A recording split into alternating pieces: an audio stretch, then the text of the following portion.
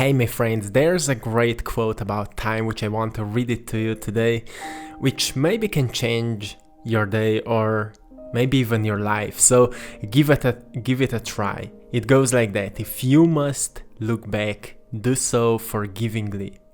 If you must look forward, do so prayerfully. However, the wisest thing you can do is be present in the present gratefully.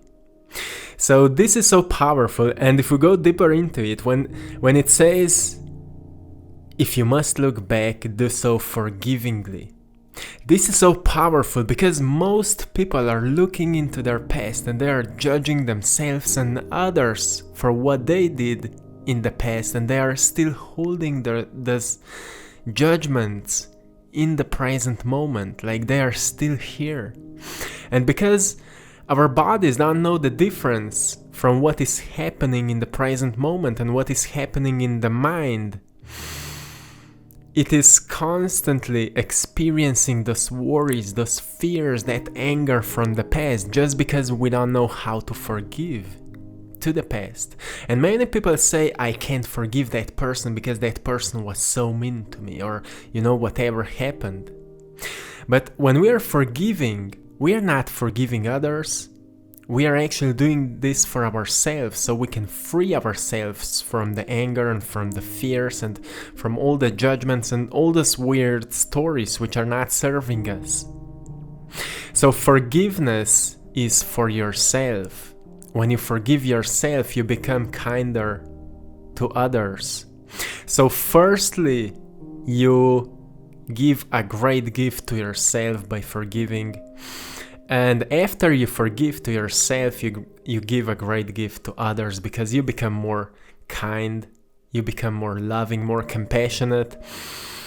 And many people think forgiveness makes us weak, but actually forgiveness makes us strong, because we are not wasting our energy anymore to the things which are not serving us anymore. Now we are completely present. Now we are accepting things as they are, because life is constantly happening in the present moment. Everything is flowing. If we are accepting that flow, but still are willing to change, now we are going with the flow ahead towards changes that we want to experience. So this is powerful, my friends. The next one is, if you must look forward, do so prayerfully.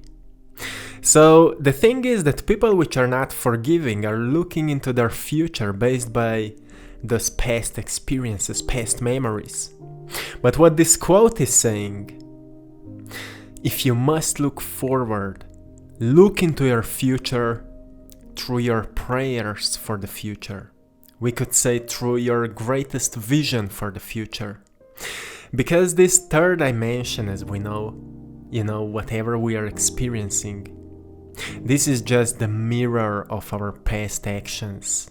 This is the mirror, the reflection of what we did in the past. So stop identifying yourself by what is here and what is possible for you, but rather create such a great vision of the future that you will be excited to walk towards it, that you will be inspired every single day to walk towards it, because your future depends on the present moment. There's many great philosophers talking about be present, be right here, right now. But in the great present moment starts future as well. So what you do in the present moment will determine where you will go as into the future. What will you create for tomorrow, or for the next week, or for the next month, or for the next year? What will you do in the present moment?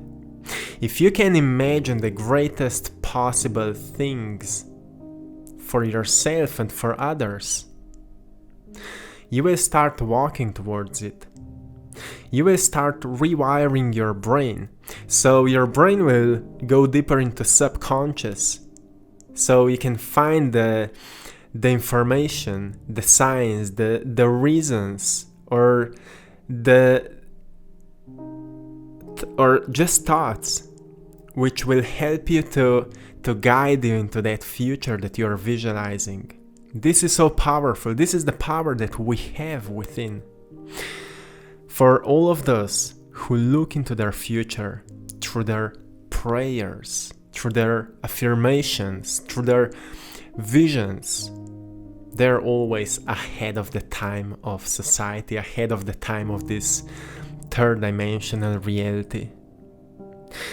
And then the quote goes, however, the wisest thing you can do is be present in the present gratefully. Express gratitude, my friends. The wisest thing to do is to be gratefully here where we are. So why it is so powerful? We all know how powerful gratitude is. Firstly, it calms our bodies down. So we are not in that fight or flight state. We are not resisting to what is happening. We are not running away from the problems and challenges. We are easily experiencing life as it is a gift. Life is a gift. As each challenge is a gift. As each pain is a gift. Through pain we evolve. As each person in our lives is a gift from which we can learn, from which we can recognize what fears, what judgments are projecting in that person back to me, so I can recognize what I need to heal about myself, so I can heal my relationships. All of that comes from gratitude. For me, it changed my life about 4 years ago when I started writing every single day what I'm grateful for today. And it's so simple, and everybody is talking about that, what I'm grateful for today. So if we are just repeating it in our minds, most of the beautiful moments that happened today, we will forget about it really soon.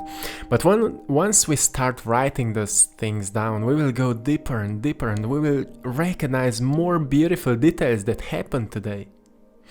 And we write it down and we see more details that happened today, and what is happening, the energy is rising in the body, and we are not worrying so much about the past and the future, but rather we see how good our life is going actually. Even though we have, yes, some challenges, we have things to change, we have things that we need to go through.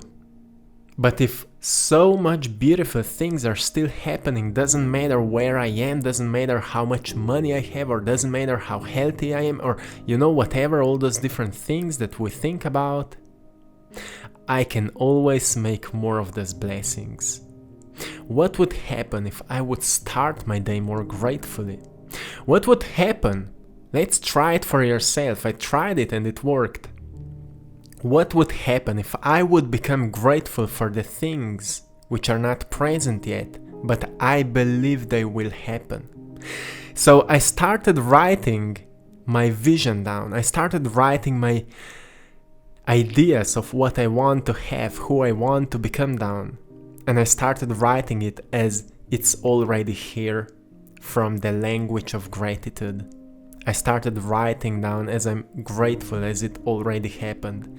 And I can tell you, things started appearing in my life. I started meeting people. Things that I'm working on started growing. And all those different things, everything happened. So there's a magic in the way how we choose to experience life. So how we choose to experience life, that's how life happens for us. Don't be a victim of that process. Be a creator of that process, because it's a choice, my friends. Choose wisely. So by the way, this quote is by Maya Angelou. Truly beautiful quote. And I wanted to read it to you. I wanted to go deeper into that. It's a simple quote. Usually when we read quotes, we say, oh, so beautiful. But if we go deeper, if we dig deeper and we find in it our own meaning, and we apply it, and we say, a simple words can change our lives. And then we decide, well, what if I would write something for somebody? Maybe it can change that person's life. And that's where we become artists. So, artist is not a person who is just making paintings and writing poems. Artist is a person who knows how to live life gracefully, happily, healthy, and strongly. A person who knows how to make each moment beautiful, how to appreciate each moment, how to share kindness with others. That's, for me, an artist. So be the artist, my friend. And this is it for today. I'm sending you all love, blessings, and power. Have a beautiful day, and see you soon. One love.